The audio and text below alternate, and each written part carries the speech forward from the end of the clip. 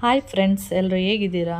ಇವತ್ತು ಬಂದು ಯೋಗ ಡೇ, ಅಂದರೆ ಅಂತಾರಾಷ್ಟ್ರೀಯ ಯೋಗ ದಿನ ಅಂತ ಹೇಳಿ ಅದಕ್ಕೆ ಒಂದು ಸೂರ್ಯ ನಮಸ್ಕಾರದ ಒಂದು ಸ್ಮಾಲ್ ವಿಡಿಯೋ ಹಾಕೋಣ ಅಂತೇಳಿ ಹಾಕ್ತಾಯಿದ್ದೀನಿ. ಬೇರೆ ಏನೂ ಇಲ್ಲ, ಅಂದರೆ ಲಾಗ್ ಆಮೇಲೆ ಡೈಲಿ ಲಾಗ್ ಆಮೇಲೆ ಬರುತ್ತೆ ವಿಡಿಯೋ. ಇದೊಂದು ಸ್ಮಾಲ್ ವಿಡಿಯೋ ಎಲ್ಲಿ ಅಂತೇಳಿ ಈ ವಿಡಿಯೋನ ಹಾಕ್ತಾಯಿದ್ದೀನಿ. ನಾನಂತೂ ಯೋಗ ಮಾಡಲ್ಲ, ಯಾರೆಲ್ಲ ಯೋಗ ಮಾಡ್ತೀರಾ ಕಮೆಂಟ್ಸ್ ಮಾಡಿ.